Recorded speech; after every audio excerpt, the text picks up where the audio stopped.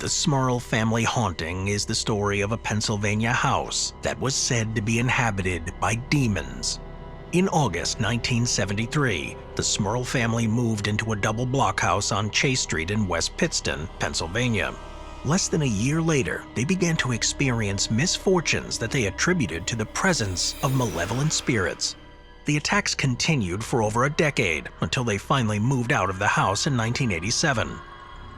Before they left, the Smurl's tale gained the attention of demonologists, clergy, skeptics, paranormal investigators, reporters, and supernatural enthusiasts across the United States. This is The Devil in Pennsylvania, unveiling the Smurl family haunting.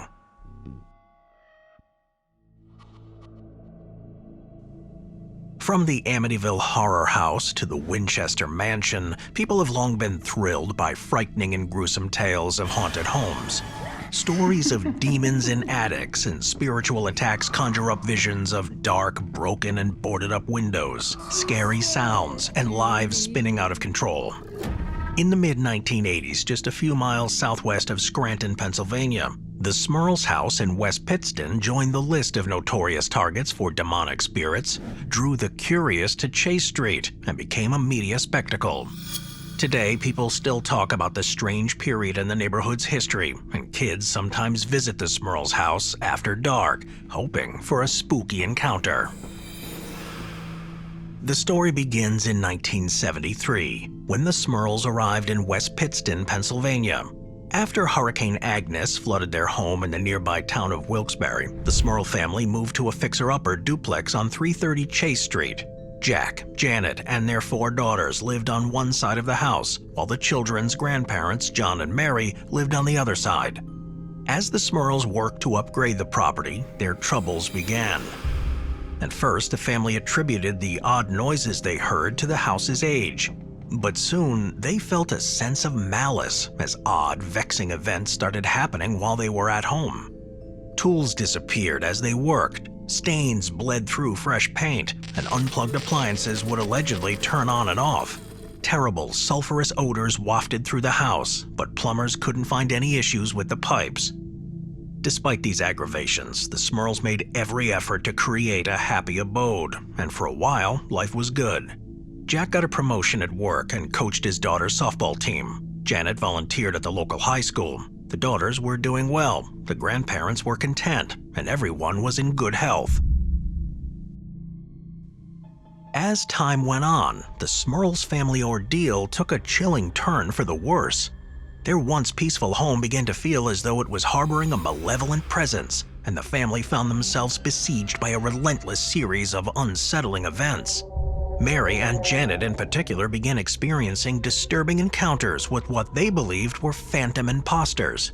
These eerie doppelgangers would assume the identities of the 2 women and maliciously sow discord within the family. Mary reported hearing the phantom Janet shouting curses, while her own imposter would call out Janet's name, creating an atmosphere of dread and confusion. According to their reports, swirling areas of darkness began to drift through the hallways, further deepening their sense of foreboding. The alleged spirits appeared increasingly intent on causing serious harm, and tragedy struck when Jack's mother suffered a heart attack amidst the escalating turmoil. The story then took a lurid and unsettling turn when Janet claimed to have been touched by a ghost during the early morning hours while sleeping beside her husband. Jack was roused from his sleep by eerie whispers and was horrified to witness a dark figure crawling near his wife's leg while the mattress trembled under the influence of unseen forces. The alleged demonic attacks on the Smurl family escalated into physically dangerous encounters. A light fixture crashed down from the ceiling, tragically injuring one of their daughters.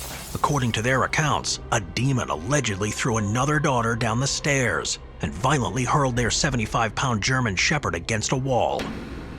Janet claimed that an invisible entity had lifted her off the ground and held her suspended in midair before forcefully flinging her back into the room. Most nights became a nightmarish symphony of disturbing sounds, with grunting pigs and ear-splitting otherworldly howls echoing through their home. The terror was not confined to the family, as even neighbors reported hearing screams emanating from the house when the Smurls were absent. Of all the family members, it appeared that Jack bore the brunt of these harrowing experiences. He recounted a particularly disturbing encounter where a malevolent specter allegedly bit his ear. Even more distressing, he claimed that a succubus allegedly assaulted him while he innocently watched television. In another terrifying episode, Jack said that a demon brought him to his knees, forcibly dragged him across the floor, and subjected him to a severe beating while he desperately clung to the rosary for protection.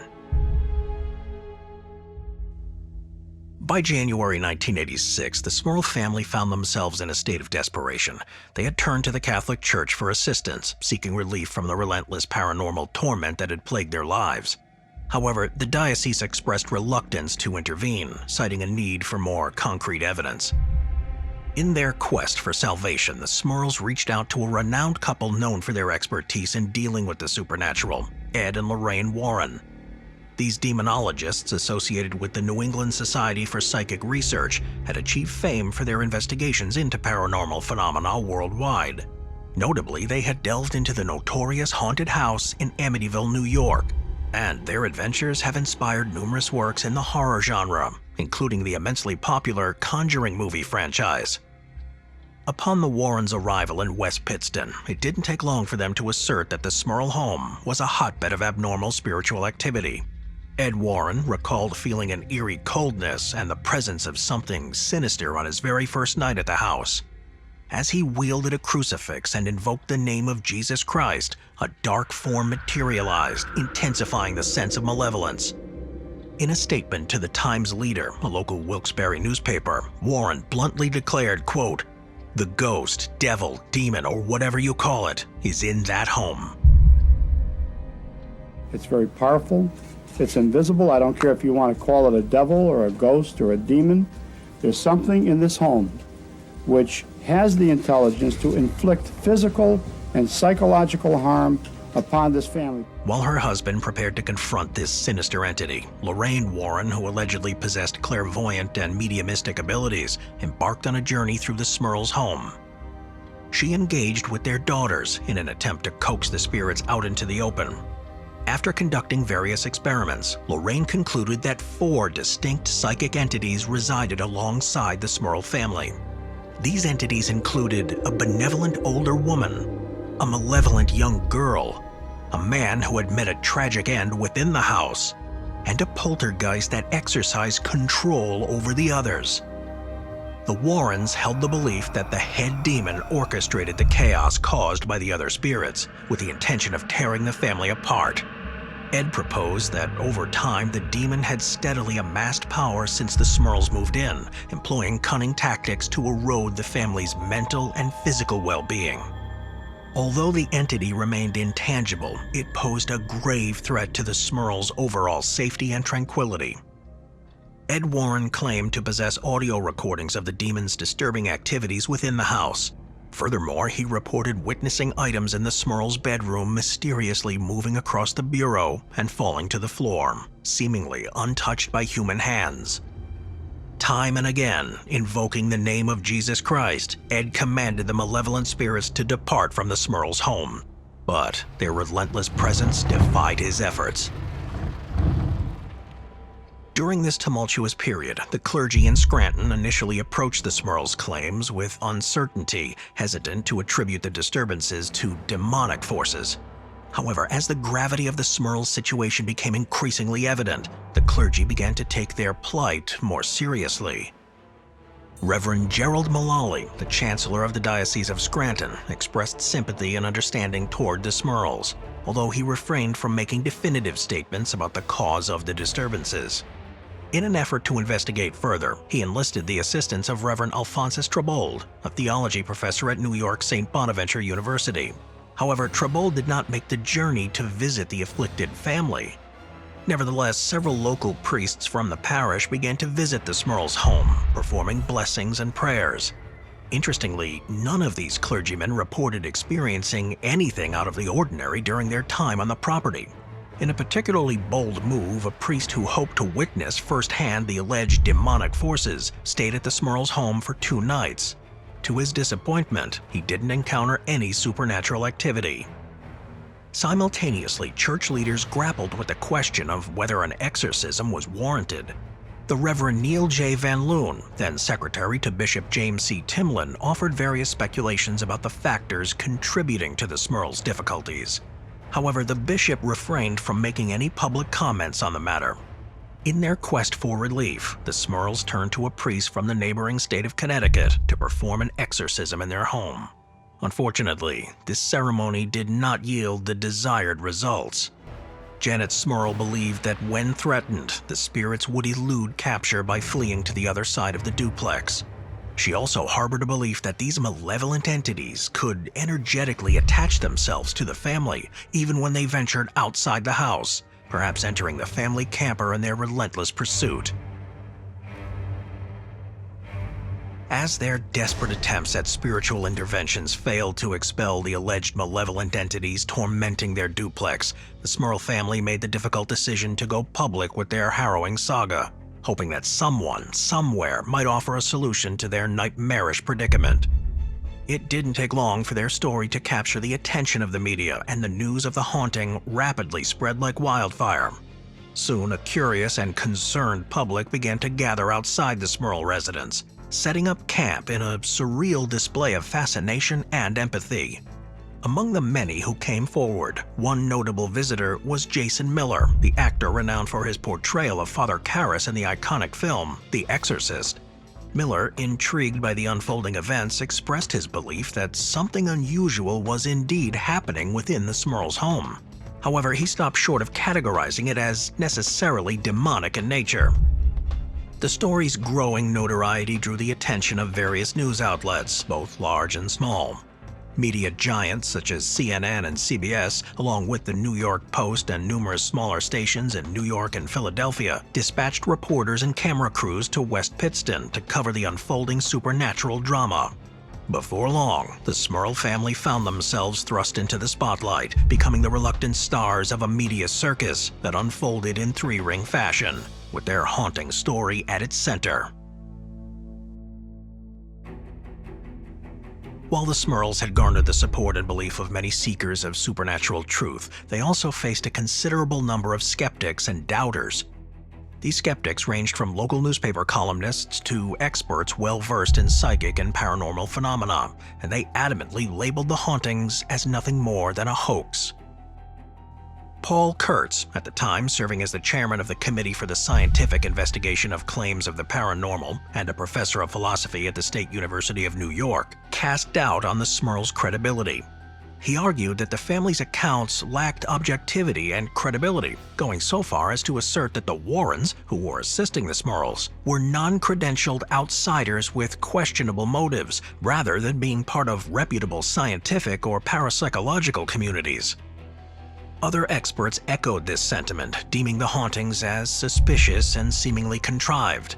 In a bid to debunk the Smurls' claims, the mentalist known as the Amazing Kreskin, George Joseph Kresge Jr., embarked on a mission in October 1986. He aimed to demonstrate how physical disturbances could occur without any supernatural or demonic intervention. Kreskin used psychological tricks to illustrate to news reporters how people could be convinced that seemingly violent accidents had supernatural origins, when, in reality, they were rooted in mundane causes. Kurtz went further, suggesting that the Smurls might benefit from psychiatric assistance and that they were using demonology as a means to explain away the challenges in their lives. This assertion was met with staunch objection from the Smurls themselves, who maintained that their experiences were witnessed by at least 30 family members and neighbors. They believed that the help being offered was not addressing the very real and distressing phenomena they were enduring.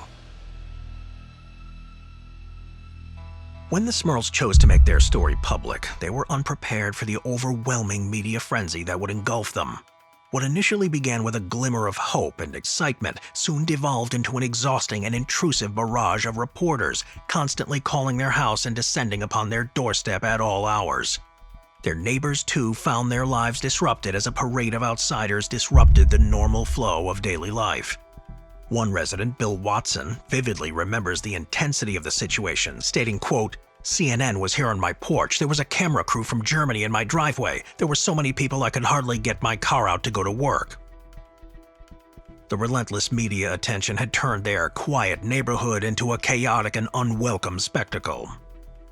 3 decades later, Karen Smurl, one of the family's daughters, reflected on those tumultuous times in an interview with the Pittston Progress. She revealed that the family had endured harassment, with people knocking on their house and even throwing bricks. Karen emphasized that they had never profited from the book or movie adaptations of their story, emphasizing that enduring the media scrutiny and public criticism was an ordeal that they wouldn't wish upon anyone. Overwhelmed and unable to find the relief they sought, the Smurl family ultimately decided to escape from West Pittston in 1987. They packed their bags, bid farewell to their haunted home on Chase Street, and relocated back to Wilkes-Barre, hoping for a respite from the relentless supernatural torment. Interestingly, the occupants who moved into the duplex after the Smurls' departure reported no unusual occurrences during their stay.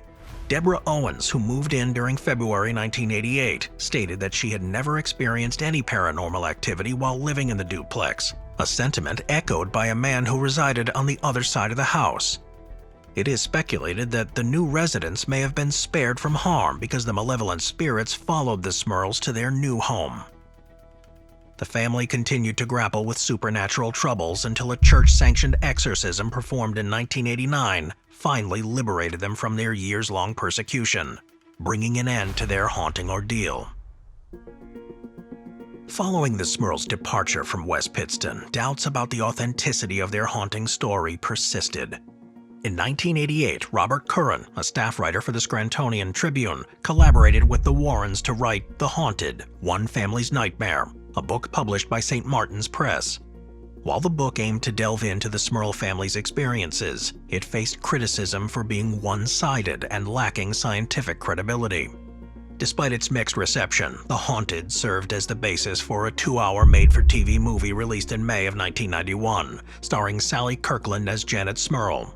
The film, titled The Haunted, has since become a cult favorite, offering viewers a blend of familiar haunted house horror tropes and a gripping portrayal of the Smurl family's escalating ordeal.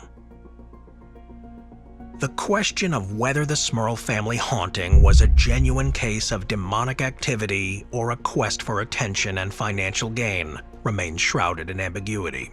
Only the family themselves truly know the answer. Regardless of one's belief, it is undeniable that their haunting tale captivated the public's imagination and left an indelible mark in the annals of American horror stories. When Jack Smurl passed away in June 2017, area newspapers commemorated his memory with detailed obituaries. Karen Smurl, Jack's daughter, reflected on her father's legacy, stating, quote, "We had such a hard time and nobody to turn to. Hopefully Janet and the children will be able to live out the remainder of their lives in harmony and eventually rest in peace."